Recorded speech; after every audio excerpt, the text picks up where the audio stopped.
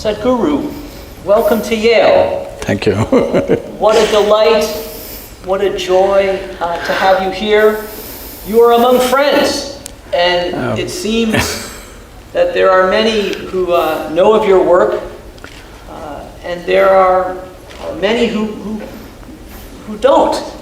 You are a highly educated man, but I'm devoid of education, so you have to… Well, you know, as… Make some allowances for me. That's lovely of you to say. I'm so well educated, I have rediscovered a joyful curiosity. And while it is true I have many degrees after my name, as I've lost my hair and become more wrinkly, I've so enjoyed the sort of spirit of joyful curiosity. So in the spirit of hospitality, in the spirit of joyful curiosity and coming together across traditions, I would love to hear your thoughts on a number of topics. The one that is near and dear to my heart as an educator and as a physician and a pastor is this area of wellness and burnout. Physicians today, a big study came out, 54% of physicians in America meet criteria for burnout. And nurses are in the same boat. And you're here at a medical school, and we're looking for answers, and we're looking for hope.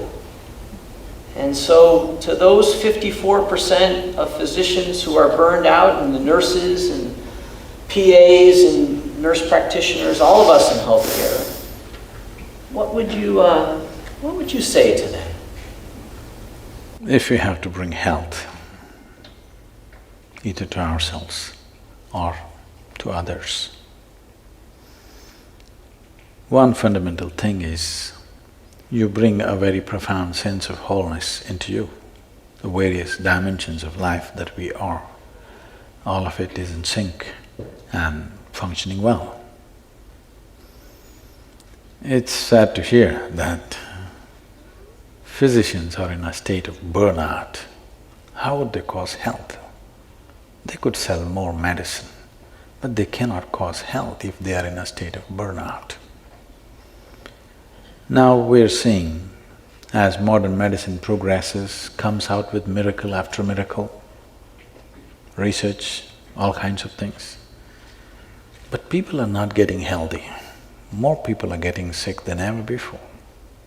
A country like United States, which is the most affluent country on the planet, which essentially means you have a choice of nourishments. Every human being has a choice of nourishment. Most of the ailments that you see in other parts of the world are nourishment related in some way, because the needed nourishment is not there at the right time for a whole lot of people on this planet. But in a country where there is a choice of nourishment, I would say an excessive choice of nourishment, the nation is spending $3 trillion on healthcare. This is bigger than the budgets of major nations in the world. India's economy is around $3 trillion. You're spending that much on healthcare of 250,000 people. This shows somewhere we have missed health. Maybe we have an industry going, but we have missed health. Well, we can explain it in so many ways, but doctors being under burnout, everybody thinks their profession is the most difficult one. If any individual human being is creating something that they really care for, there would be never any kind of burnout. Myself and a whole lot of people around me, we are 7 days of the week, 20 hours a day, 365 days. This is our schedule. You will not see me burned out. Maybe sometimes I'll get physically exhausted. Maybe I'll die of exhaustion one day, but definitely not of burnout or boredom. Those two things will never happen to me. Why I'm saying this is, the fundamental reason why this is happening is particularly the physicians, because there are various kinds of professions. But particularly when people go to a doctor, in some way they're placing their life in his hands. So when somebody is willing to place their life in your hands, you must treat it as a sacred duty. It's not just a job, it's not just a business. It is when somebody is willing to place their life in your hands, I'm telling you, even people who live with you, your own wife and children or husband is not willing to place their life in your hands completely. But somebody, an unknown person comes and places his life in your hands, I think it's the greatest privilege that somebody trusts you at that level, that they're willing to trust you with life. You could do right things or wrong things, knowingly or unknowingly, because nobody has figured the human body absolutely, all right? We know it to some extent. So you may do any number of wrong things, but they place their life into your hands. I think traditionally it was said like this in India. In any given society, if education, medicine and spiritual process, if it gets commercialized, that society will go down the drain. I think we are doing this to the entire modern world. All three are becoming commercialized. There is nothing wrong with commerce. Commerce is a transaction of give and take. You give me this, I'll give you that. But there are some things which cannot be handled as just give and take. If you bring this aspect of transaction into spiritual process, into education and into medicine, then it turns ugly, and that ugliness will definitely burn you out one way or the other. Above all, what people are experiencing is burnout is, first of all, they're doing something that they don't care for. If they were genuinely doing something that they truly care for, there would be no burnout. The more opportunity you get to do it, the better it would be, isn't it? Everything is towards a certain end. The joy of doing what you're doing is not there in one's life. This is not just for any one profession, it's for all professions, but particularly in a profession like this, where it's a question of life and death for somebody else. When it's a question of life and death for the person who is sitting in front of you, it can't be a transaction for you. Well, there is a business end to everything, because to make anything sustainable, there has to be a business end to it. We are not against the business end of it, but within yourself, if you don't do it as a great offering to the person who is sitting in front of you, of course they will pay their fee, but within yourself, if you're not like this, definitely you will burn out doing this kind of work. Otherwise, every day, if you helped a person, if in some way you made somebody's life… their life better, by the end of the day, should you be ballooned into a joyful state or should be in a state of burnout at the end of the day? It should not be a burnout. If you genuinely experienced, you have enhanced many lives around you, this is not about service, this is not about ideas of I served this, I did this. No, there is a joy within a human being when they're able to touch another life. Why you're holding a few people dear to you as family is because you believe you can touch their life in some way. You can make a difference. That is what is most important for a human being. In every activity that we perform, whatever the nature of the activity, how profoundly we can touch someone else, this is what makes the big difference. If you make a movie, you don't want to make a movie which nobody wants to watch, would you? You want people to watch this movie and come to tears, isn't it? You don't want to build a house that nobody wants to live in. You don't want to cook something that nobody wants to eat.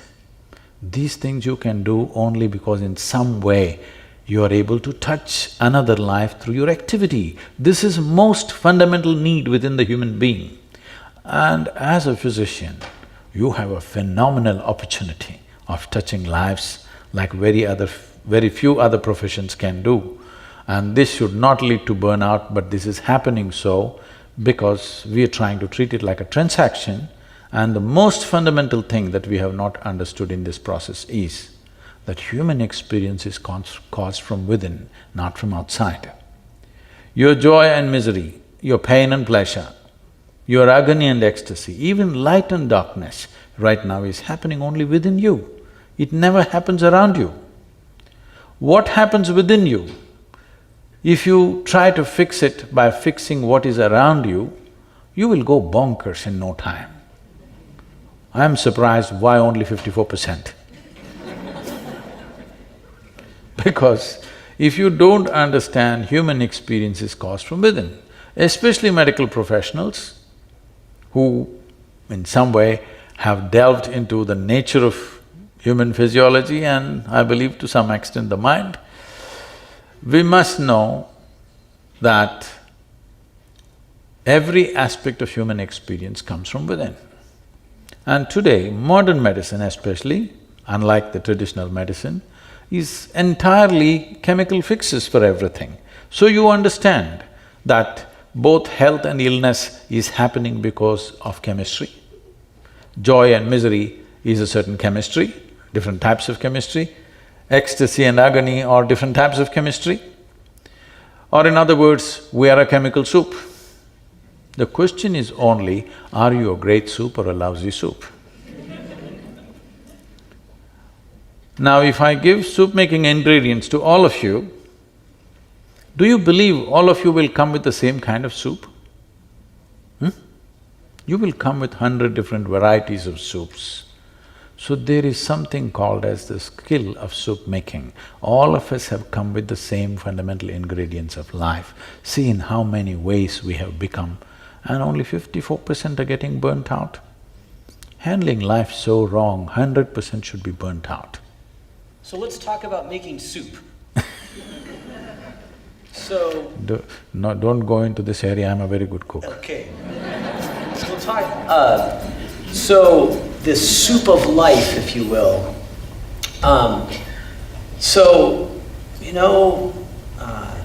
Tonight there is a nurse or a physician who has come home and they told a family member that their loved one just died. Or they treated a child who's undergoing chemotherapy. Or they were in a clinic where they're taking care of someone who, doesn't have enough insurance to cover that medication. And so those good folks have come home and their spirits are broken. And they love what they do. I think burned out physicians love what they do. They do. And I like that metaphor of soup. What can we do? And so, what can we do? What can that nurse, that physician assistant, that doc, Saturday morning comes around, they wake up, what should they do? I can teach you a way of making your chemistry into a blissful chemistry. That means you're blissful by your own nature, not because of something that happened around you. This is exactly what I'm saying.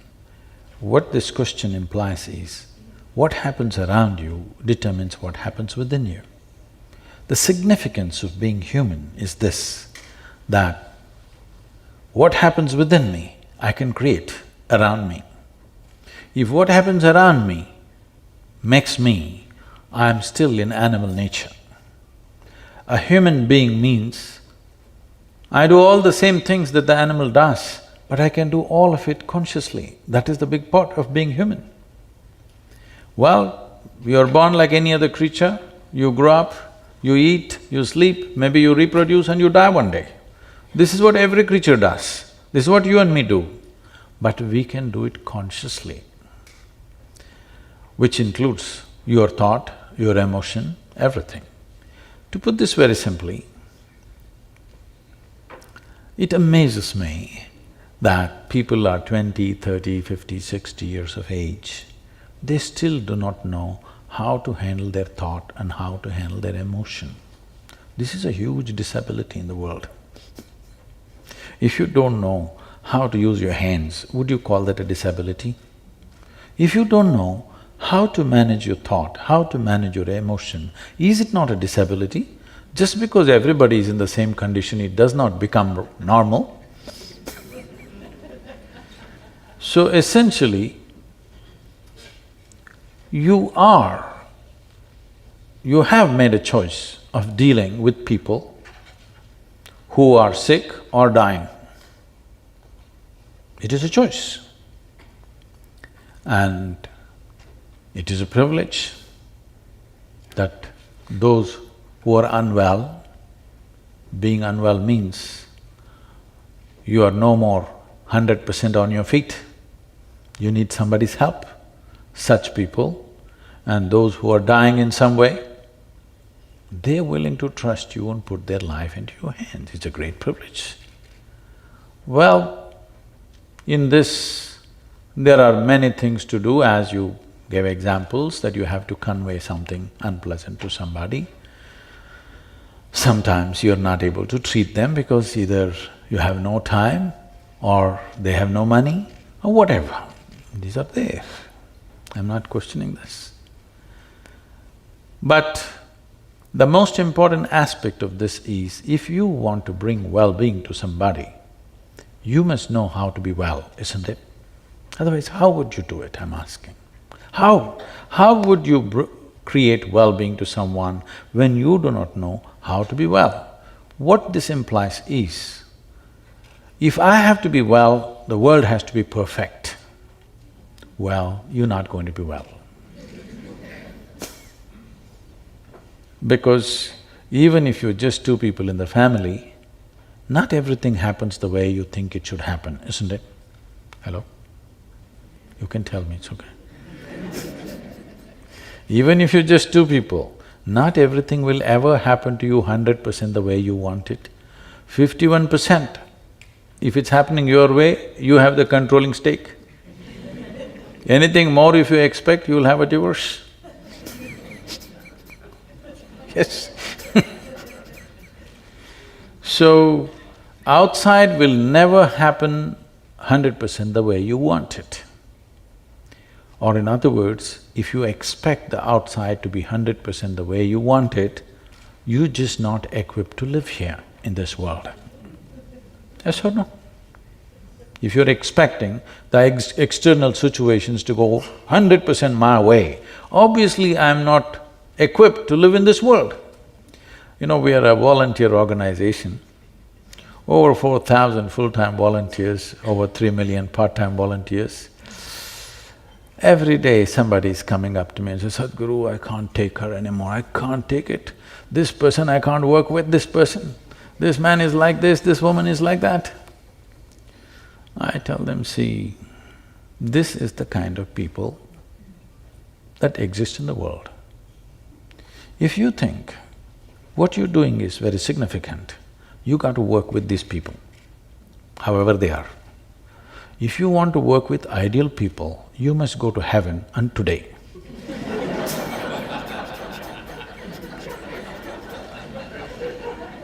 These are our realities. If you truly see, genuinely see that what I am doing is significant, it's significant enough to make difference in lives around me, now you have to do that work. The problem is not of the nature of your work. You just ask anybody, from the topmost job down to the most menial job, everybody complains about stress. So stress is not about your job. I must tell you this. A few years ago, many years ago, when I first came to United States, wherever I went, people were talking about stress management. I couldn't understand this. Because in my understanding, we manage whatever is precious to us, our family, our wealth, our business, our money.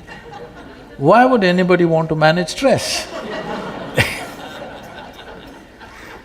It took me a while to understand. People have concluded that stress is a part of their life. Stress is not a part of your life. It's just your inability to manage your own thought, your own emotion, your own energies and your own body. If you knew, if your mind took instructions from you, would you live in stress or in bliss? Please tell me. What's your choice? Sure. Yes, such a simple thing is not happening because your mind is not even taking instructions from you. If your intelligence turns against you, who the hell can save you? So, this anxiety, this stress is not about the job. It is just that our education systems are such, they're telling you how to conquer the world, how to break an invisible atom, how to go beyond space. But they're not telling you a thing about this one. This is the most complex, if you want to call it a human mechanism, this is the most complex and sophisticated mechanism you have seen. Yes? Yes. As a doctor, you know. But I'm asking, even the doctors, have they read the user's manual? How to use this? No? Just by accident, something. When you live by accident, anxiety is natural. So, I was really interested in the title of your book, Inner Engineering, A Yogi's Guide to Joy. And those are some words that you don't usually see often so close together. I'm thinking about engineering And joy. and joy. And a yogi. There are some… And a yogi. And a yogi, right. Engineering, yogi, and I like that word, engineering. You need to know there are some really…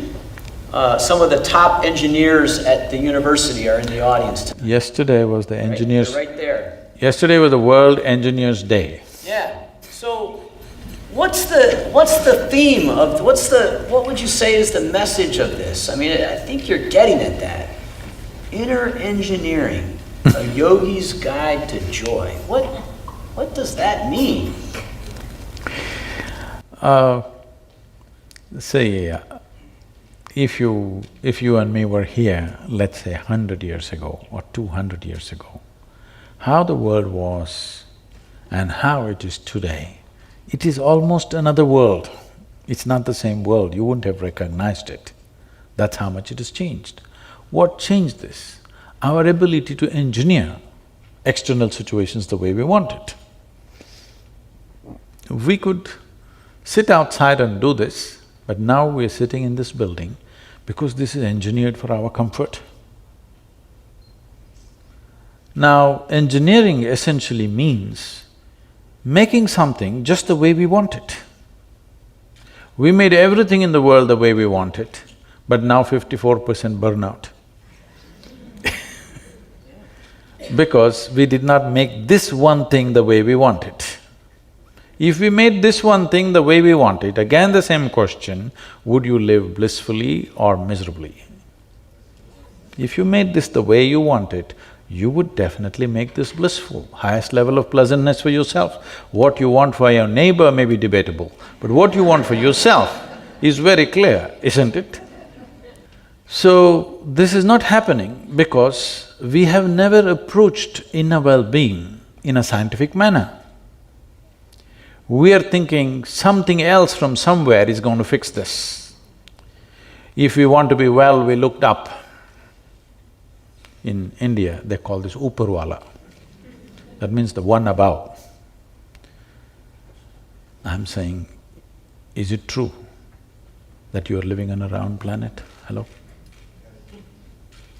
Is it a round planet that we are living on? And on top of it, it's spinning. If you look up, you're invariably looking up in the wrong direction, isn't it?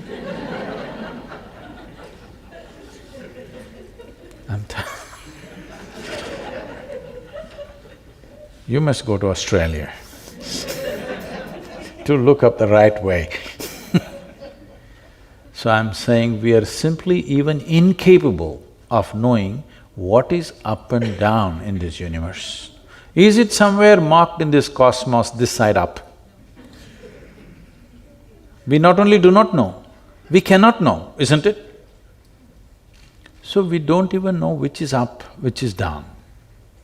We do not know what is forward, what is backward. We really do not know what is east, what is west. For convenience, we made up things. But there is one thing that you can know right now, there is a perspective, there is inward and there is outward. We have been just busy fixing the outside. You fix the outside as much as you want, all you will get is comfort and convenience. You will not get well-being. If well-being has to happen, you have to engineer your interiority the way you want it. Only when this becomes the way you want, now this will be joyful. If outside becomes the way I want, there will be comfort. You have to admit this.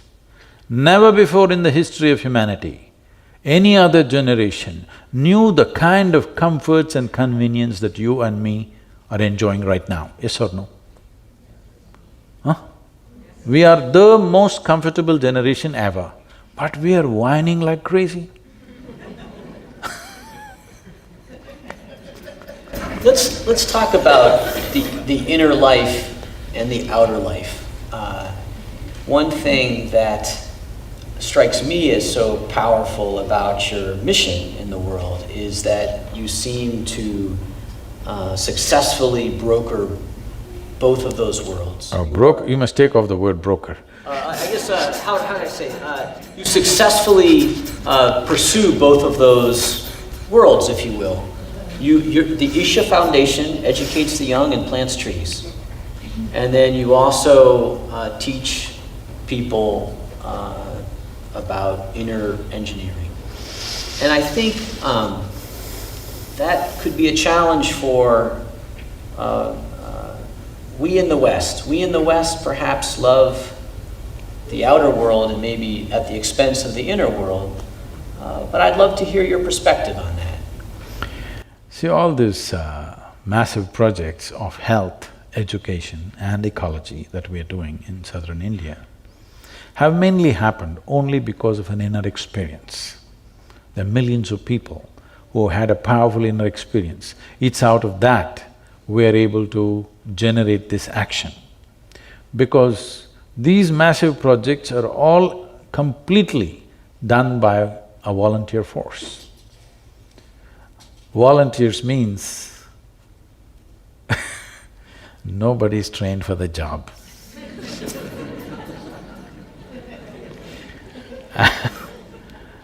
And you cannot fire them for inefficiency because they're volunteers.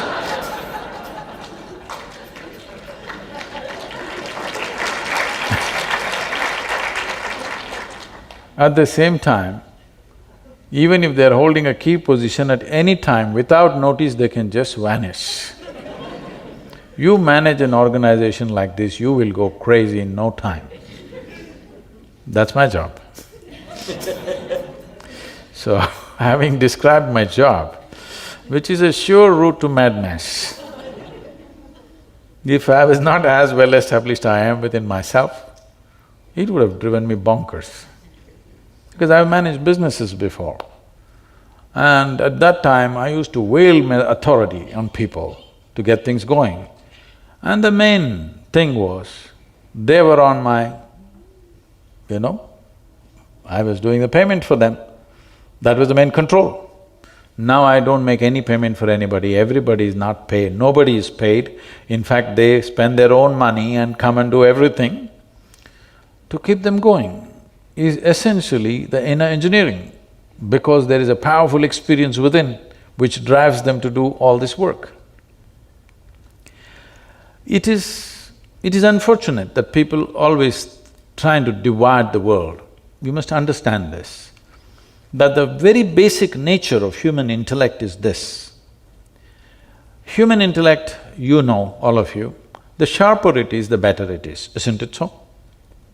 You should agree with me. The sharper it is, the better it is, I think. Intellect. Oh. I actually want to talk about being a prophet. Well, I don't go that far. Let's We're finish going. the project. Let's go there. So, because one of the things about sort of being mindful of the inner life. You cannot be mindful of the inner life. Now you talked about being a prophet, now I can say no. So I don't think… I wouldn't say you're a prophet, I'm talking about the Judeo-Christian tradition of prophecy. So in the Hebrew Bible, in the Old Testament, there is the role of those who speak truth to power, who speak out against injustice, who sacrifice themselves for a cause because of injustice. And there, in that narrative, there is anger and there is rage. And there are significant groups of people in the world, in our country, who have due cause to be angry about the world. The refugee, the ethnic minority, the poor. And one thing about inner engineering and sort of finding peace within oneself, the other side of that coin is, you know what, is there ever a time to be angry, to march, to be enraged at the injustice of the world? What would you say to that?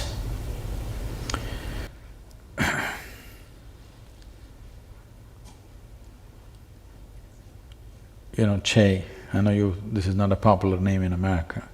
Che Guevara said, if you're in rage, you're one of us.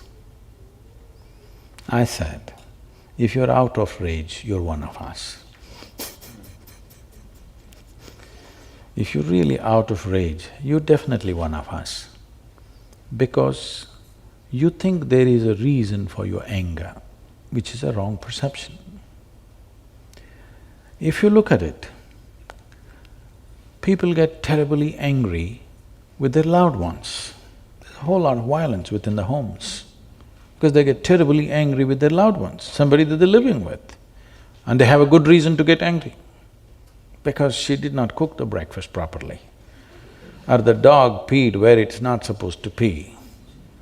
Or I've seen people yelling and screaming and breaking their clubs on a golf course where they're just having a good time.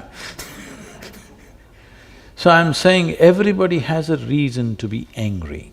Anger means just this. When you're angry, as a doctor, you know today that when you're angry, literally you're generating poison in the system, literally.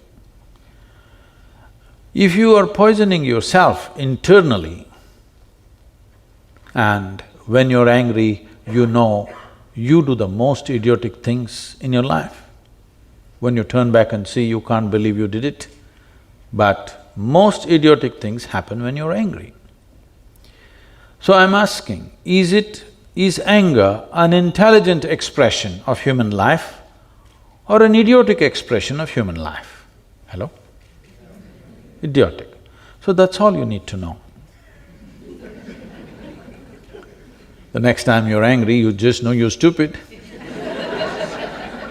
because you're turning against yourself. But I will tell you, the reason why this anger has been eulogized is, in a moment of anger, some people who were sleeping all their life propel themselves into action, and that action produced some results.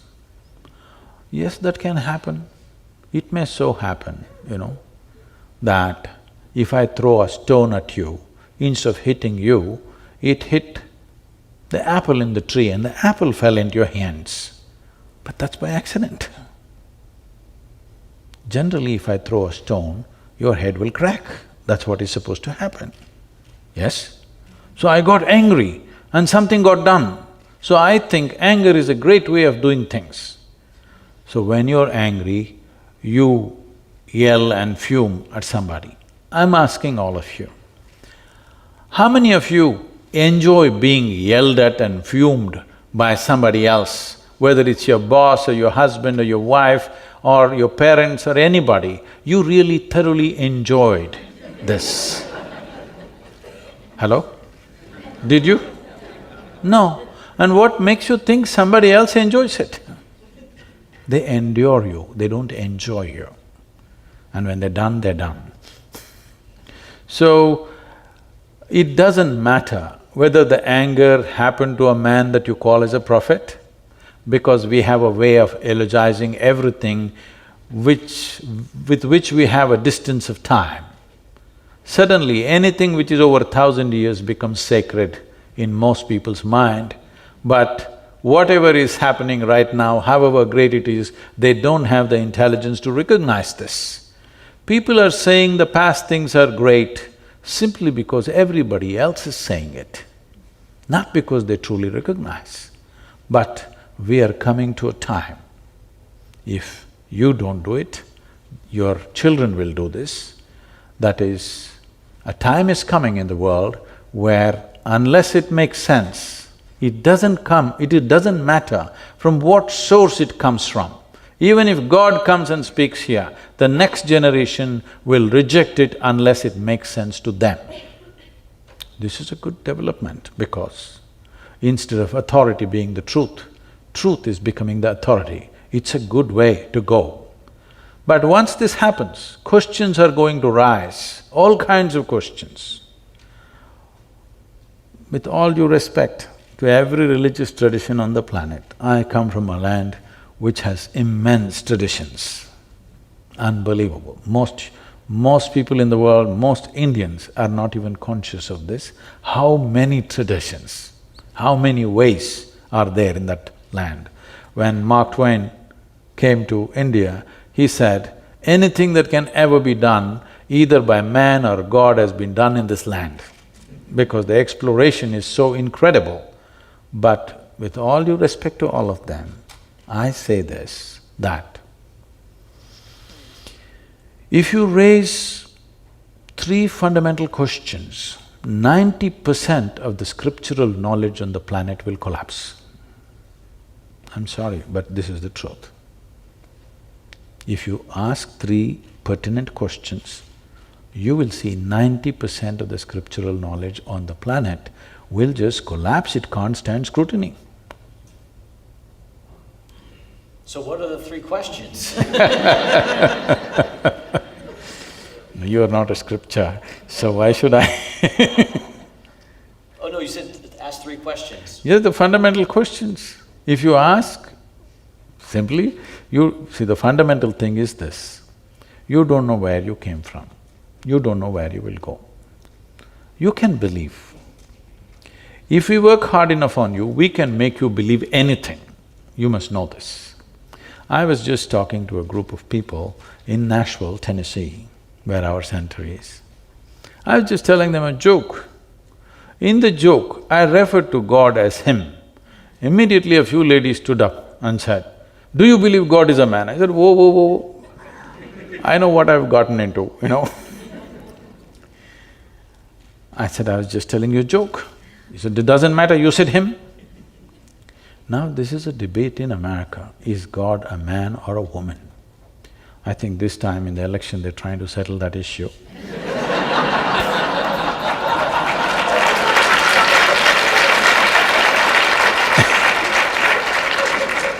But where we come from, we have no such issue. We have a man god, we have a woman god, we have a cow god, we have an elephant god, we have a snake god, we have a bird god, we have a dog god, we have every kind. Crawling ones, creeping ones, flying ones, all kinds. Because we are a very wise culture. We foresaw all the future problems that may arise. And there is also a debate which in the last election they tried to settle, but it did not settle, I think. People are debating in southern churches, is God black or white? It's a big serious debate happening. People really debating about this, is God white or black?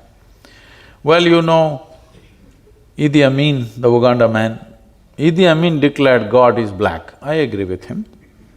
As if a white man can have a white god, why can't a black man have a black god? But you know, these people do not know, because in these parts of the world, only messiahs, prophets, sons, others came. They don't know. In India, we know God is brown. Yes. Because God himself visited India 9 times. Are you aware of this? You didn't know? God visited India 9 times, himself. Indians are very proud of this because God visited us himself 9 times and he sent his son and messenger and others to other places. I keep reminding them, that's because God wanted to do the job hands-on with Indians. He couldn't trust anybody else with Indians. He came 9 times and he failed.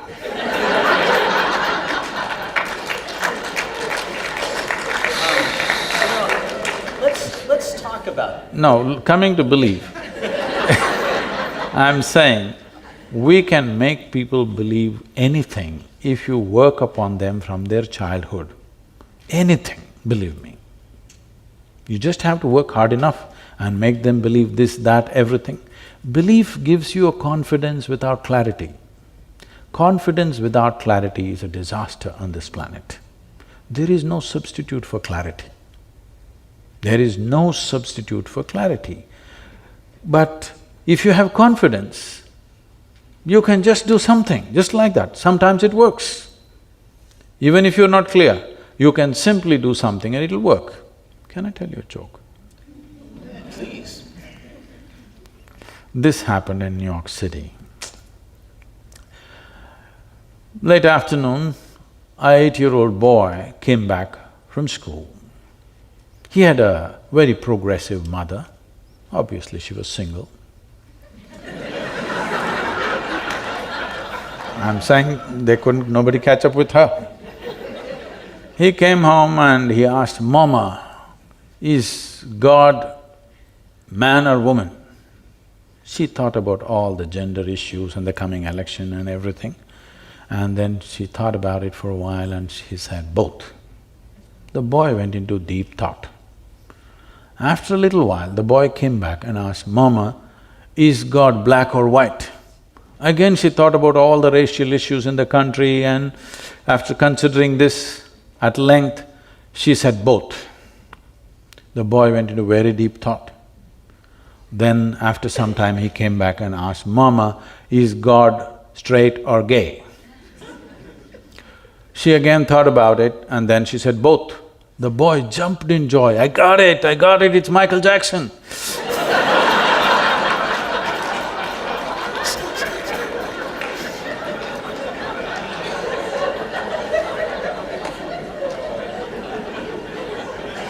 So how we arrived at our belief has cultural backing. Every culture has made up their own stuff. But I'm asking, do we genuinely know where we came from and where we're going? If you're so clear where you're going, that is for an appointment with the Creator, I don't think you should postpone the appointment. You must take it today, isn't it? But that's not true. If death is next moment, you don't want to go. If you are so sure, only that fanatic who blows himself up seems to be sure. Everybody else has a doubt, isn't it? Every working intelligence has a doubt, yes or no? If you have frozen your intelligence with overriding belief systems, then you're going. Every other working intelligence, if death is next moment, there is hesitation or no? For sure, isn't it? Because you really don't know where you're going. You can believe what you want, but you really do not know. Belief is of social significance, to some extent of psychological significance, but existentially it means nothing. Can I ask your thoughts on this? In some ways, in many ways, we are the inheritors of our traditions. and they do influence us and shape us.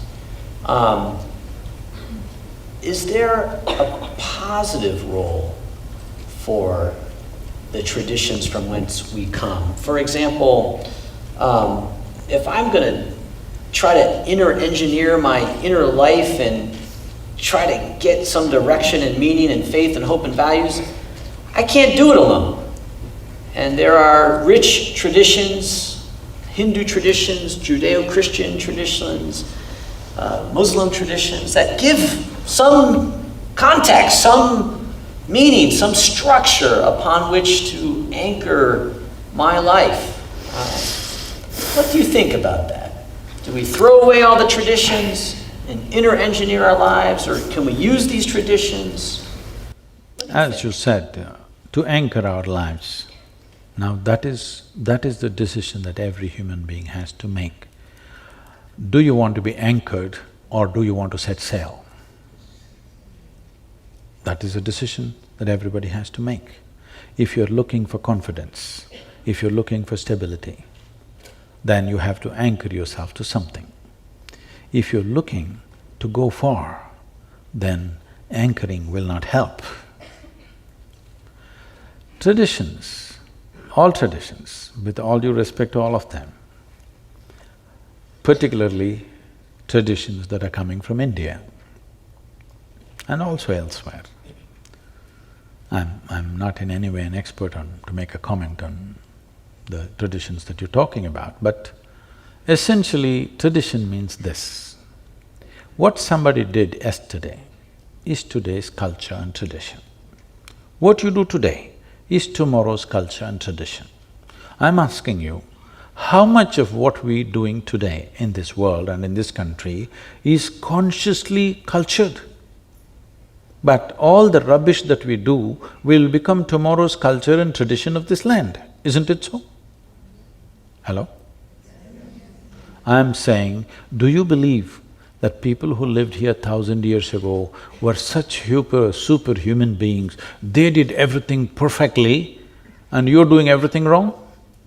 It's not so. They were also just people like you. We have a way of elogizing everything with which we have a certain distance of time. But are they of no value? Not true. There are a whole lot of things that we as human beings simply know today, which is thanks to the traditions in which we have grown up. We cannot say no. But if you want to know this life, which is myself, no tradition is… Tradition can inspire you, tradition can put you in a direction, tradition cannot take you there because this has to happen now, to you, only then it's a living reality for you. Otherwise you will read in a book and believe it. But how do you know this works? I'm saying it should work. People ask me, Sadhguru, how do we know whether we have met a real teacher or a guru or not? I just tell them, look at his face, whether it's worked for him, what he's talking. Has it worked for him? That's all the question.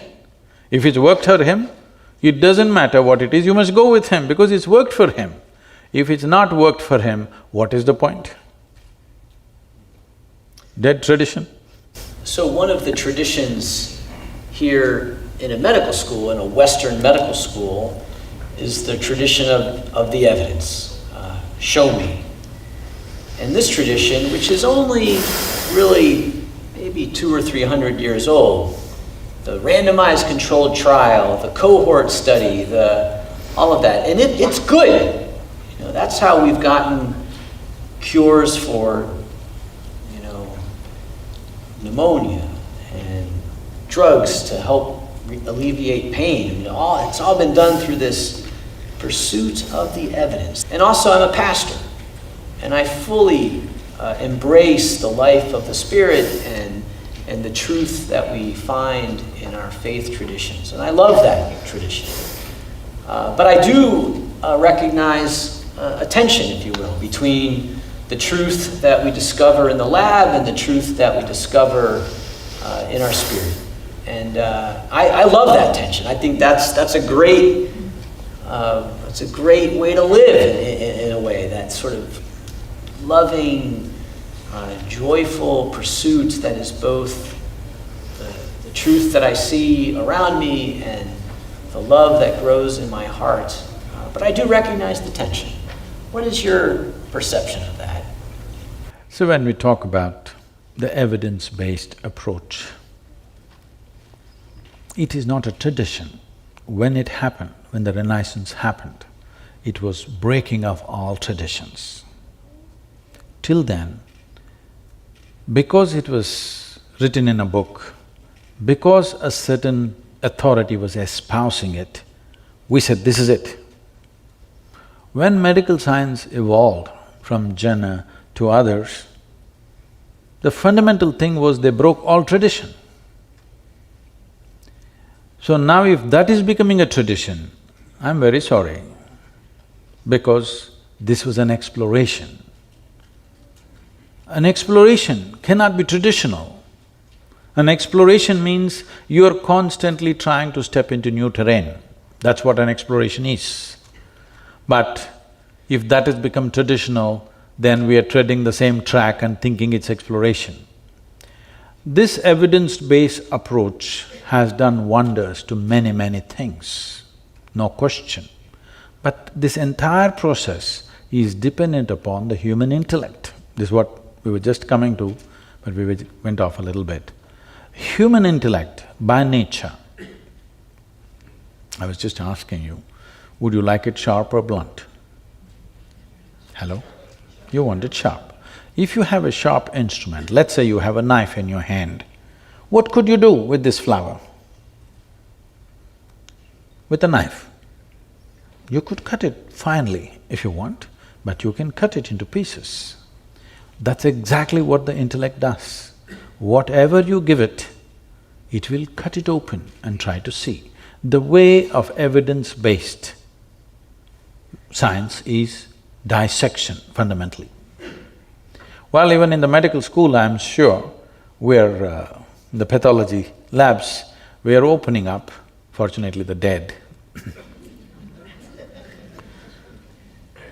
But if you really want to know somebody, someone whom you love very much, if you really want to know them, I think you should dissect them to know them. Would it work like that? No, obviously. So, there is one dimension of life which is physical in nature, where dissection will work. But what is physical about you, the body that you carry, is an accumulation that you gathered over a period of time. It's just the food that you've eaten. It is actually a piece of the planet. Most people don't get this when they're walking. But the countless number of people who walked on this planet before you and me, they are all topsoil today. You and me also will be topsoil, unless your friends choose to bury you real deep, fearing that you may rise from the dead. This is just the soil, isn't it? Hello? This is just the soil that you walk upon. So this is an accumulation. What you gather, what you accumulate, you can claim it is mine. You cannot say it's me, isn't it? Right now as I'm speaking, I say, this is my glass. You will think, oh, Sadhguru seems to have a problem. But let's listen, everybody says he's wise. After some time, I'll say, this is me. Then you will say, let's go. Because if I claim this is me, you know, it qualifies for madness, isn't it? Whatever you acquire, you can say, this is mine. But if you say, this is me, this is madness, yes or no? Are there any psychiatrists? Does this qualify? It does. So, every day you're doing this, food appeared on your plate, you said, this is my food, you ate it and then you say, it's me. This is madness. But you have enormous company. And we believe in democracy. Whatever the majority says must be right. So, it is going on. But the moment you believe something that is not you as yourself, you kind of lost it. You derailed from life. So turning inward does not mean dissection.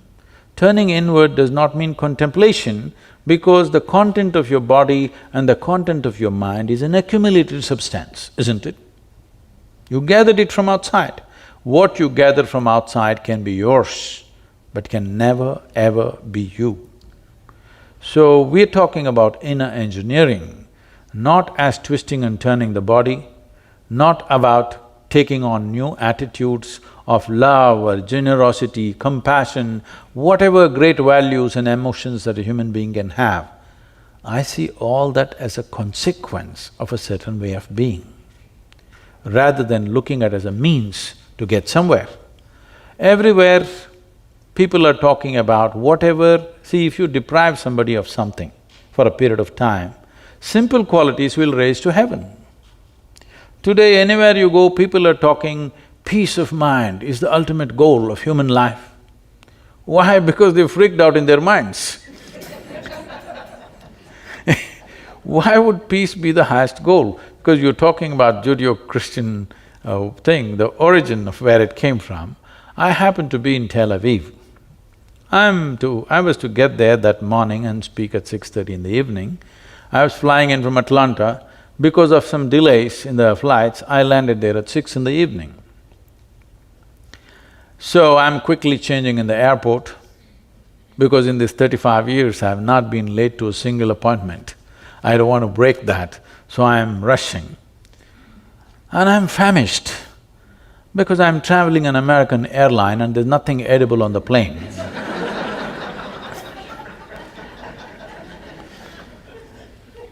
I'm super hungry and I rush to the venue. And to my joy, I find the talk is in a fine restaurant. Life can't get better. So as I went in, people are greeting me and one man comes up and says, "Shalom." I ask him, "What does it mean?" He says, "This is the highest way of greeting." I said, "Well, that's your opinion, but what does it mean?" He said, "No, this is the highest way of greeting." I said, "That's all right, but what does the word mean?" He said, "It means peace." I said, "Why would peace be the highest way of greeting unless you're born in Middle East?" In South India, you come up to me in the morning and say, "Peace." I'll say, "What's wrong with you?" I'd like to get back to the practice of medicine, just for a question, really. I tell my gang, whom I adore, my residents, my students are close to my heart. I adore them. All gangs are like that. And I say, medicine is easy. Medicine is easy, but healing is hard. Because in medicine, we have our potions, and if we don't know an answer, we do a test, and if we don't know what the test means, we consult somebody, and so medicine, in some ways we can distill it down, can make it easy, but healing is really where the art of medicine lies. And healing is where the spirit and the love and the suffering and the treatments and the surgery, that's where it all comes together. How would you propose that we adopt a healing attitude? How do we bring the spirit of healing into the experience of the bedside? Please, all of you, don't be offended by what I say, but you must look at this properly. If I don't, but if at any time, if it becomes necessary, I must go to a hospital, I just want efficient treatment. I don't want love. Because I'm not deprived like that. Now, unfortunately, we are creating a population where everywhere people are talking about love. We are deprived like this because early age deprivation of love will tell right through your life. It is very important, we need to understand that there is something more to this life than the acquired body. We have a body which we acquired, there's something more. There is a whole tradition in India, unfortunately, it's rapidly vanishing because of variety of changes that are happening in the society. Otherwise, how a mother should deal with the child till the child is 4.5 years of age. In the vernacular languages, it says that she should wrap herself around the child in every possible way. Not because the food that you give the child, the milk that you give the child is not the only nourishment. The child needs to be wrapped with motherhood.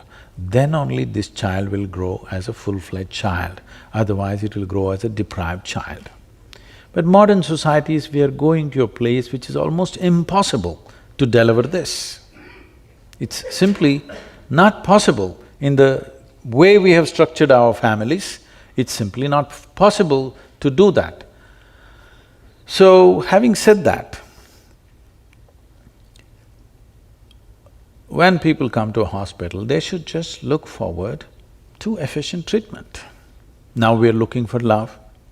We should have found it somewhere else. At least we should have bought a dog if you couldn't find anybody. Dog is… if you get yourself a dog, 12 years guaranteed love affair. Guaranteed. Doesn't matter how badly behaved you are, still it's guaranteed. It'll not work with any human being. There's a whole lot of management to do with human beings. If you get a dog, however badly behaved you are a drunk, you behave badly, you beat him, do what you do, but the dog still loves you, guaranteed love affair. So, those of you who are looking for love wherever you go, dog is a good solution. When you go to a hospital, you don't expect your doctor to love you, just do what he has to do. So that is fascinating because I think patients come to their doctor. This is the unfortunate reality, that's what I'm saying. Yeah, People come to a hospital and looking for love. Wrong place. So when I was a medical student, I was the pastor of a church here in town. And I would write my sermons on hospital note paper. This was before EMRs. So I'm writing my sermon at the nurse's station. And my attending physician came up to me and he said, "Doolittle, the physicians are the priests of today." And I said, "What? What do you mean? That's offensive." I wasn't sure. Was he joking? Was he serious? And he was serious in the sense that people come to their doctor and they have pain. And maybe it's back pain, maybe it's pain in their heart, and I think people come to their physician and they look for absolution, acceptance, forgiveness. They look to feel well again. And perhaps the critique of modern medicine is that we are trained to give a pill. But people want more, and it's interesting that you bring this up, that in modern medicine, the expectation should be efficient care, safe care. And that's what we're trying to do too. But I do think there is a healing. It's a world that maybe the world is becoming more secular, and they don't know where to turn, and so people look to their healthcare provider for all of it. What do you think? Say, it's not about being secular or non-secular. A whole lot of human beings are feeling lonely. Yes. Right from their childhood, they have suffered loneliness. For a variety of reasons, changes have happened in family structure, changes have happened in the social structure, the communities of the past have broken, so there is a certain loneliness where even if they go to their car mechanic, they want to be loud. You must go to your physician just the way you went to your car mechanic, somebody who knows how to fix the car. That's important. Whether he loves you or not is not your business. But when you talk about healing, there's another dimension. We're preparing people like this, I'm bringing up hundreds of people. where we have identified in the yogic culture, in the yogic science, the fundamental life energy manifests itself in 5 different ways, 5 fundamental ways. These 5, out of these 5, this is called as pranavayu, samanavayu, apana, udhana and vyana. In this, there is one dimension called samanavayu, which is very healing. So, before we introduce any kind of medical knowledge to a person, we put them on very serious inner work to generate a certain level of samanavayu, where a physician develops such a level of vitality, if he walks into the room, everything should light up. This is very important. Physicians are walking into the patient's room with a grave face. Grave is one thing that you should not point at when somebody is sick. Grave is one thing that you don't show a patient. A physician should generate such a level of vitality and life and healthfulness about themselves, anything they touch will get better naturally, not because of love, not because of compassion. People, yesterday I was being interviewed by a young lady and she said, Sadhguru, we must… everything should happen out of compassion. I asked her, are you married? She said, yes, my husband is waiting in the reception. I said, suppose when you go there after this interview, you realize that your husband married you on a compassionate basis. Would you like it? She said, no. Then why do you want it for me? I don't need it too. So, can I ask you, so for the Isha Foundation, with the thousands of full-time volunteers and the millions of part-time volunteers, why do you think they come? Tools of transformation. The tools are subjective in nature. See, right now, we as human beings are dominating this world only because of our ability to use tools. Otherwise, a pack of dogs would take care of you. Forget about the tigers and the lions, poor tigers and poor lions who need to be saved right now. Only because of our ability to use tools, isn't it? And all the tools that we developed are… Now, as a doctor, maybe you're using a microscope. We have a microscope only because our ability to see, to enhance that we have a scope. We have a telescope only to enhance our vision in some other way. We have a telephone because we can hear. We have a microphone because we can speak. We have a bicycle because we can walk. If we were made like trees, would we have invented a bicycle? I'm asking. Every tool that we created is only to enhance the already existing faculties to a higher level, isn't it? Everything. Everything that we invented is just this, all the tools. The tools are very important. When I refer to the spiritual dimension as tools, some of our people will feel offended around me and say, Sadhguru, don't say it, it is more than our life. Don't use the word tool. Then I tell them, you come to the yoga center, 3 days I will give you plumbing job. No spanner, no winch, no nothing. You do it with your hands. You can use your teeth. You will see all your 10 nails will be gone, then a few teeth will be gone after 3 days, then you come to me, I will give you a spanner. Will you worship the spanner or no? I'm asking you. Will you worship the spanner or no? It is the tools. Similarly, to turn inward, to extend dimensions which every one of you have known peace in your life at some moment. Hello? You must tell me yes or no. Yes. You have known joy in your life? You have known bliss in your life? You have known ecstasy in your life? Love in your life? You are capable of all these things. Only thing is, it's not sustainable. One moment there, one moment here, one moment there, one moment here. This is the only problem, isn't it? Suppose I gave you a tool. subjective tool with which you can remain blissful every moment of your life. Is it of great value to you, I'm asking? So, these millions of people, they have tasted the tools of transformation. One thing I have done to them is I have confused the hell out of them. So what is that tool of transformation? How would you describe This that? is the first tool. First thing is you must get confused. Yes, because you're talking about anchoring, that's why I'm saying this. Confusion means you realize that you do not know, isn't it? I'm asking, with all this exploration of science, do we know even one single atom in its entirety? Hello? Do we? No. Then what's our problem in saying we don't know? I do not know is an immense possibility.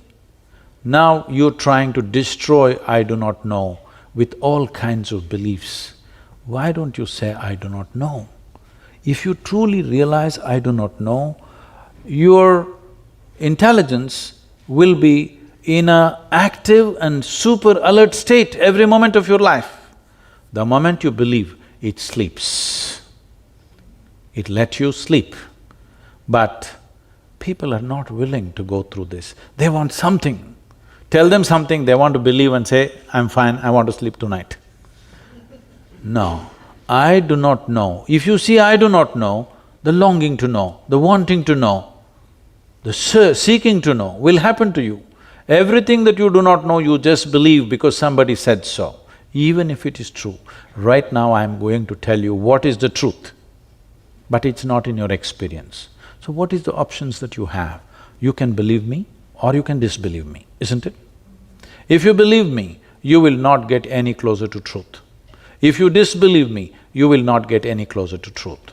It is just that if you believe me, you will have a positive story to tell. If you disbelieve me, you will have a negative story to tell, but you will not move an inch existentially. Psychologically, it will give you comfort. So this is something you must decide. Are you looking for solace or are you looking for a solution? If you're looking for solution, then you need tools to turn inward. If you're looking for solace, believe something. So if the first step is, I don't know, what do you do then? What happens after that? So this happened to me when I was just 4.5 years of age. Suddenly one day I realized I don't know a thing. I was only about 4.5 years of age. If somebody gave me a glass of water, I would just sit like this for 3-4 hours at a stretch because I wouldn't know what is water. I'm telling you, even today you don't know what is water.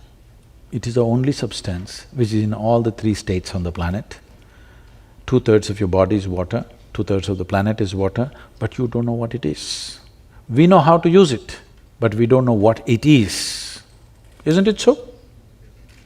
We know how to use this water in so many ways, but we do not know what it really is because we do not know what really anything is for that matter. So if I found a leaf, I would simply sit like this for 6-7 hours. If I sat up in the bed, entire night I would be staring at the darkness. My dear father, who's a physician, started thinking I need psychiatric evaluation. He started saying, this boy has lost it. He's just staring at something all the time. My problem is, I look at this and I don't know this. I'm not able to shift my attention to that. I'm just looking here still. He thought he could educate me. He tried. So there is a rule, strict rule in the house. Between 7 in the evening till 9 dinner time, all the children, 4 of us siblings, we have to sit and read some textbook. I open my textbook like this. I find a little speck on the paper. I just look at the paper. This speck that keeps me engaged for 2 hours. I sit like this, absolutely total attention, without reading a word. I went through school like this. I was very consistent. I always got 6 zeros in every test. So if it's not shalom or compassion or love, it is just life. it's just It's just life. The meaning of the No, meaning, no. your purpose of life is life. What would you say? The purpose of life is life itself. Yeah. Life itself is a large enough phenomena, it doesn't need another meaning. Only because human beings have not experienced life. They are just a bundle of thoughts, emotions, ideas, opinions, identities and prejudices. Because of this, they are looking for a meaning because their psychological scape has overshadowed the existential life that they are. Right now, all that they're experiencing is a minimalistic mind, not life. If you look at life, what is the nature of life? As you sit here, we are breathing, for sure. Hello? Those who are not will need medical attention. We're breathing. Breathing means, in some way, this life is in communication with the entire atmosphere. In fact, this green, Project Green Hands of planting trees, the entire movement was instigated like this by me. I took a bunch of people, about 3,000 to 4,000 people came, I said, all of you should come. They came, I arranged a meeting in a village. There was a big tree, a rain tree, 3, 4 trees were there, large trees. But I arranged the meeting around 11 o'clock in the hot sun in southern India. So I stood there and I am speaking to them. They're all sitting like this. Slowly, as the sun gets hotter, they're just wilting away. And I'm speaking and speaking something, telling them stories. And I'm watching how they're just wilting away. See, walking in the sun is one thing. If you simply sit there, it'll just burn you down. They're just thinking, what's happened to Sadhguru? He's become like this, heartless. Yes. Then, after about an hour and a half, when they're really going down, then I say, get up all of you. And then I walk them under the shade of the tree. You know what a tree is only if you sit in the sun, in hot sun, for an hour and a half too, then walk under the tree, it feels like paradise. They all, I made them sit down and said, see, what you exhale, the trees are inhaling. What the trees exhale, you are inhaling. Look at this, one part of your lung is hanging out there. And I created a process with which they could experience this. They just sat there like this with tears in their eyes. And that is it, Project Green Hands, 27 million trees they've planted. Yeah, now nice. You can't stop them. Yeah, very nice. They're planting and planting because now they see it's a part of them. Is it not true that you exist here as a part of everything else? It is just that it's a privilege. Though you are a speck in the universe, less than a speck, still we are given an intellect, we have given senses of perception, we can experience this like an individual. But in reality, if you observe yourself, you cannot exist by yourself even for a nanosecond, isn't it? The entire universe is supporting you. So the only way life can happen is an inclusive way. So yoga means just this, the word yoga means union. Union means the boundaries of what is inward and outward, you took it away.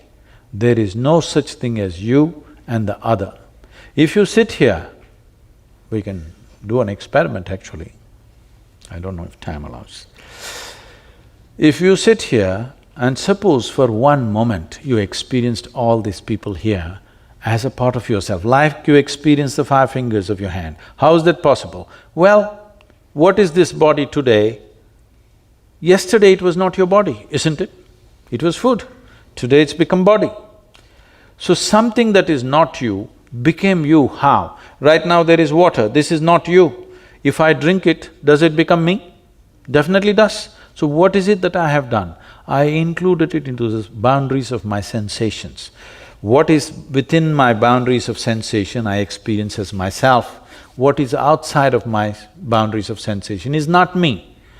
Now, the yogic system, we developed a way that if you keep your energies in a certain level of exuberance, now you will see your sensory body will expand.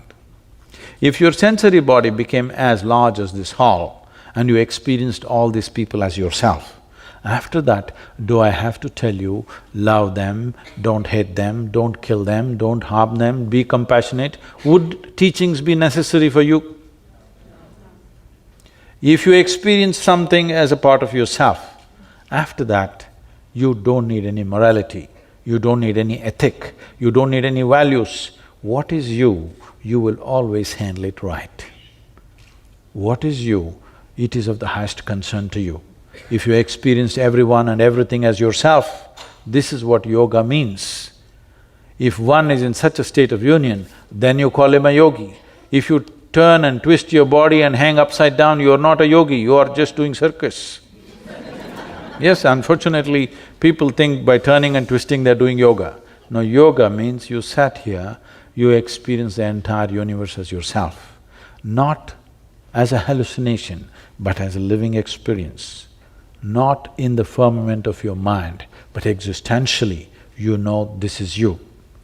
Now, you don't need any policy, you don't need any morality, you don't need any scripture, you don't need any guidance from anywhere. You will conduct this sensibly to the best of your intelligence and capability, and that's all a human being can do. Sadhguru.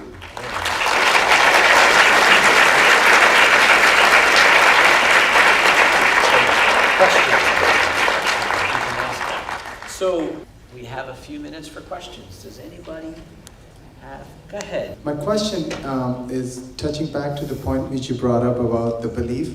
Can you tell a little bit more about what's the difference between belief and faith? You're trying to gather more information. As much as I can in 1 hour. That is the biggest problem. You can gather as much as you want.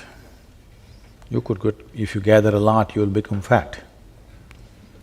But you will not feel enhanced. The only thing that every life is seeking is to enhance itself to its fullest possible level. Whether you take a worm or an insect or a bird or a tree, all of them want to become full-fledged life. Only problem is, we know what is a full-fledged worm, we know what is a full-fledged insect, we know what is a full-fledged tree, but we don't know what is a full-fledged human being. Now you think by acquiring more and more, I don't know what information you gathered, but by acquiring more and more, you will not become more. It has not happened, isn't it? People thought by acquiring money, by acquiring wealth, by acquiring knowledge, they will become more. They have not become more, they're still hankering for the same things. So, by acquiring more information, you will not become enhanced. It is just that if you approach information sensibly, you will become more hungry. If you approach information as a way of projecting yourself as better than somebody else, then you will think you have attained to something. This is what happens by acquiring information. Only in comparison it's valuable. If you have certain level of information, you need somebody around you who doesn't know it for you to be looking smart. Yes. Today it's become a fashion. Before they go to a dinner party, they will Google out that galaxy Z67, how many million light years is it? So when you go to a dinner party, just like that casually you throw around, you know the galaxy Z67, it is you know how many light years, this many light years. Who the hell cares?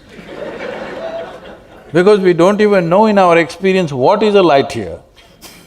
It is only a mathematical calculation. It is not really anybody's experience. There is no human being on this planet, past or present, who's ever experienced a light year. There's no such thing. It is only a mathematic calculation to somehow come to terms with the immeasurable dimensions of the existence. We try to somehow quantify it so that it comes into our understanding, but nothing comes into our understanding. As science explores more and more, it is only getting more confounded. The only reason why science is surviving is because it's throwing out useful technologies on the side. If that was not there, science is far more confused in 100 years of exploration than it ever was before. But that's a good sign. If they had made stupid conclusions, there would be one more religion. Science is confounded today. The top physicists in the world are saying, we not only do not know, we know we will never know. This is a good sign, because this means your intelligence will remain on an explorative mode all the time, on an active mode, not in a sleep mode. So when the top scientists declare we will not know, it is not a hopeless situation, it is a great situation that people have come to this, that they understand if you go through physical means, it doesn't matter how much you explore, it'll go on endlessly. How much information you have, you will not get any better, you will get only more burdened by this. Things will happen on the side, technologies will come, iPhone will become 7, 8, 12, all right? But still, the way you talk to people is not going to change. What you say will not change. Your relationships will not change. Technology can go through the ceiling, but nothing of you will be enhanced. So, more information is not going to help. All I want you to take, the takeaway for you, because you want to take away something. The takeaway for you is, if you truly, genuinely, it's not simply a thought, allow this to sink into you in the next few days, that if you pay attention to anything, a leaf, a flower, water, people, dog, animals, anything, if you pay enough attention to anything around you, even the closest people around you, if you pay enough attention to them, you will see you don't know a damn thing about anything. On the surface, you seem to know everything, but if you pay sufficient attention, you don't know a thing about anything. Knowledge is a very limited sphere of life. Ignorance is boundless. Enjoy that.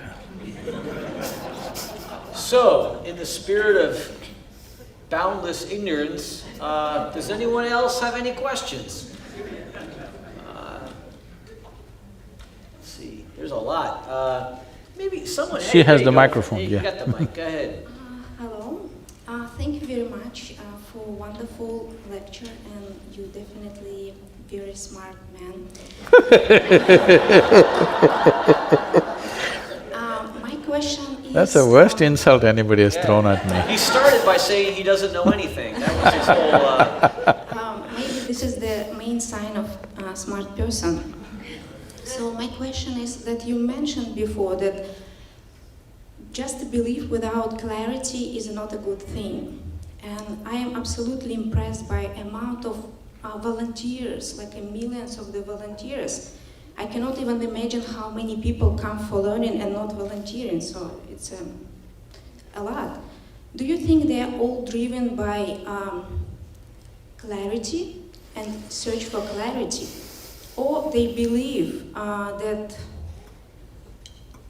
once they will do in the engineering, they will work on the process of gaining joy, and eventually they will have a positive story with you, or the positive story as you mentioned before. Thank you.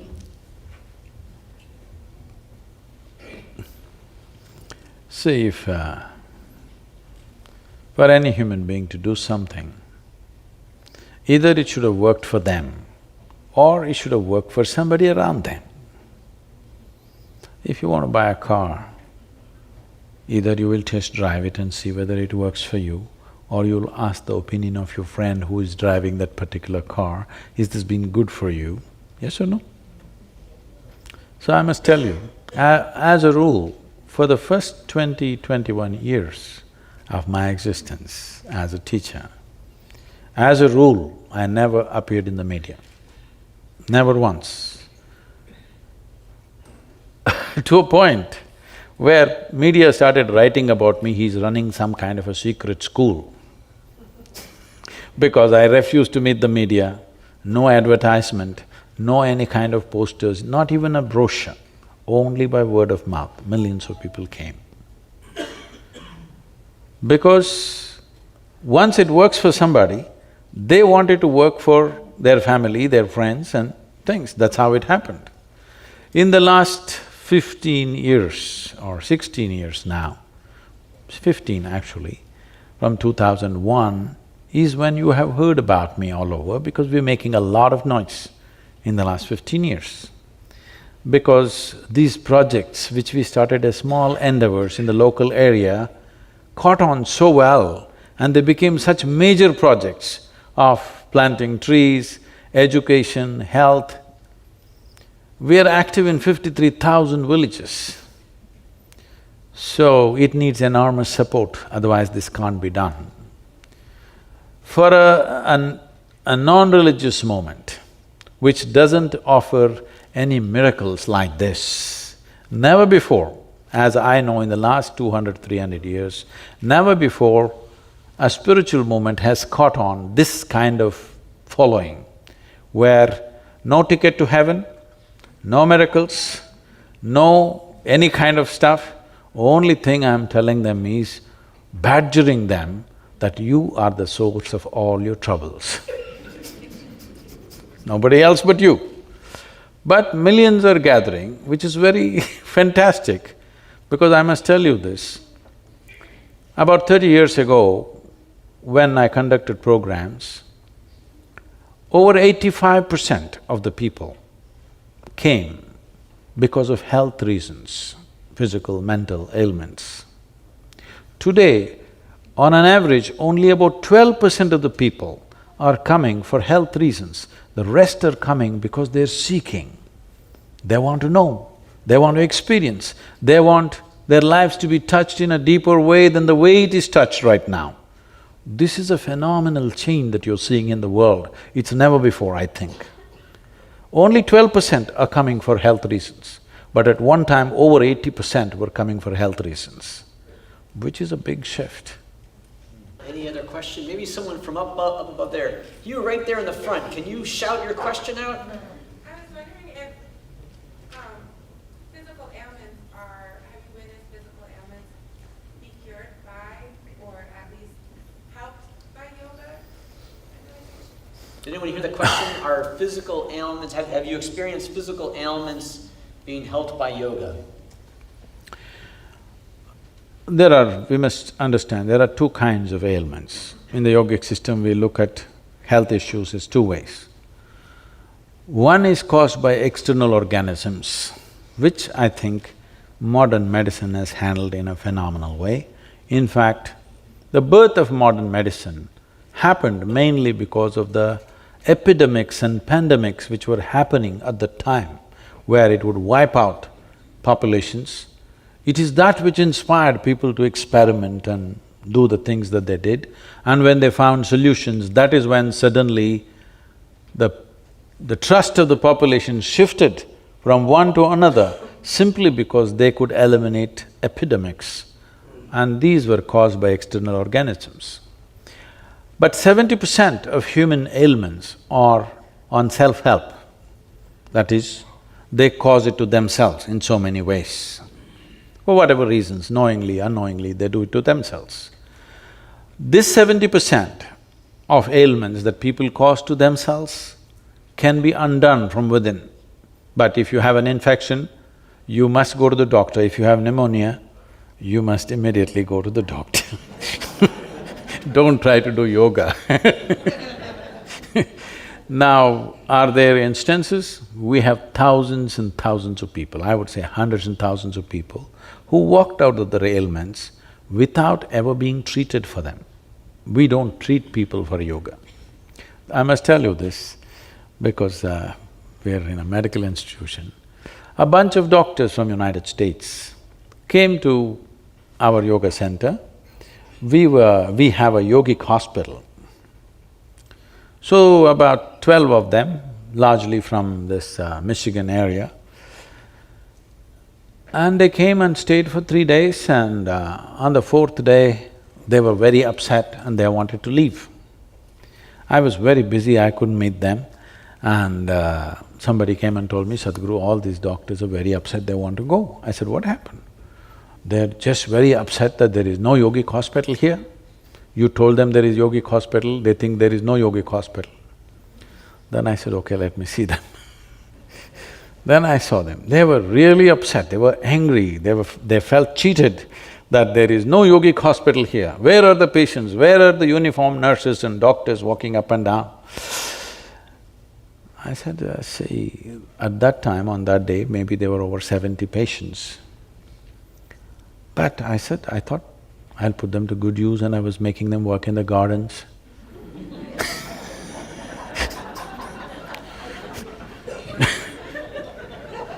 Nobody should ever understand sickness is a reward. They must want to get out of it as quickly as possible. Right now, we're treating patients in such a way, people would want to be sick whenever they want attention. Not just that, one important part of the yogic treatment is what is called as bhuta shuddhi. This means sinking and purifying the elements within you. Water, earth, water, air, fire and space. These 5 dimensions you can work on. This is the fundamentals of yoga. So one of the most important thing is, I want them barefoot, with open hands, to work in the garden, to just get in touch with the earth, be outside, get in touch with the air, water, earth.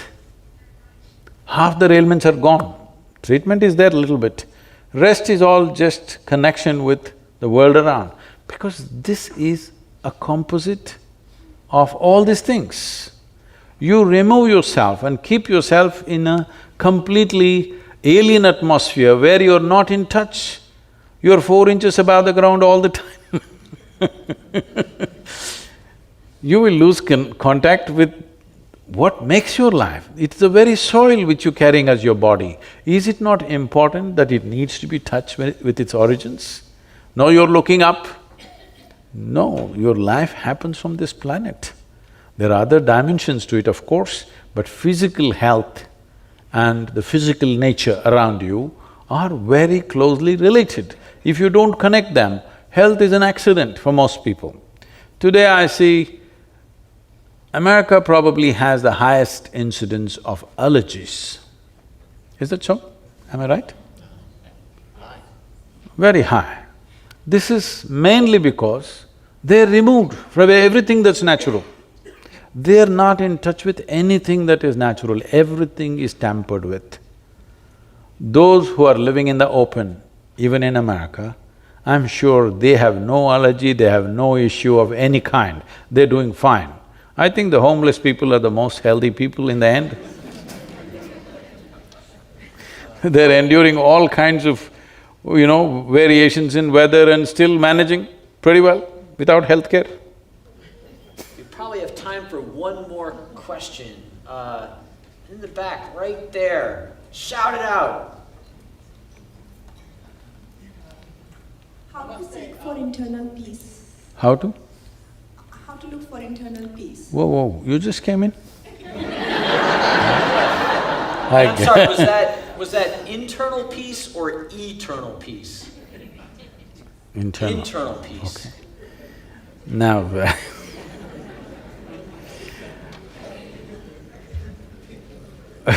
we've gone through this anyway. Whether it's peace or happiness or joy or love or whatever, it can only be internal, it can't be external. Now, there are many ways to address this, but one simple way is just this.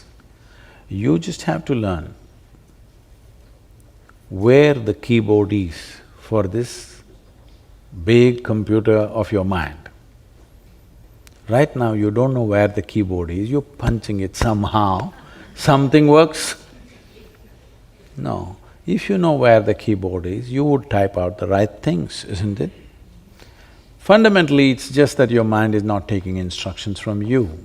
Don't ask for peace. Don't ask for joy. Don't ask for love. Just you have to understand the mechanics of how this body and this mind works. And then you cause whatever you want. If you like turmoil, cause it. If you want love, cause it. If you want hate, cause it, that's up to you. But I trust you that if you are capable of causing pleasantness or unpleasantness within you, you will choose the highest form of pleasantness for yourself. I trust you on that one. Now that, it started with this 54% of doctors suffering, which is unfortunate. Doctors, all said and done, are rendering a very key aspect of service to any given society. It's very important that they are well. I would like to make this offering that the doctors who are interested in this, we would like to offer them the tools of inner engineering so that they go out as truly healthy, joyful, life which is full of vitality, that their very presence is an inspiration for health for everybody who comes in touch with them. This must happen. Otherwise, what are we talking about health? We're talking medicine. Medicine is a business. Health is an aspiration for every human being. If this fundamental aspiration is not fulfilled, you cannot lead a human being to any other aspiration. Right now there is some trouble in your body, I will talk about enlightenment. Are you interested, I'm asking? No. Your back is aching, I will talk enlightenment, you're not interested. Will my backache go? That's the only question, isn't it? Because body has this power. Unless you keep your body in such a way that you don't know whether it is here or not. This is what yoga means, that your body becomes like breeze. If you sit here, you don't know whether your body is here or not. Otherwise, if you sit here for 1.5 hours, your body says, I must go to the bathroom, your body says, I must drink, your body says, I must do something, because it is in a state of compulsive needs. If you bring it to ease on all levels, you will not know whether body is here or not. If you are in such a state, you are not even conscious whether it's here or not. You have no gender issues, you don't care whether you're a man or a woman right now. Yes? It should not matter, I'm saying. There are only two places where your gender should matter, bathrooms and bedrooms. Nowhere else. And some people even debate that, right? Which you go to which bathroom, doesn't matter which bathroom, so just the bedroom. Everything is under debate. But I'm saying, to move the body from compulsive needs to a place where it is like a stepping stone, not an impediment for your life. Right now, the compulsiveness of the body is making people do all kinds of things in the world. People are not able to raise to a place where they can do something other than the compulsive things that every other creature does, simply because they have not kept their body as it should be kept. This body can be upgraded to a place where it will function like an antenna which will download the cosmos.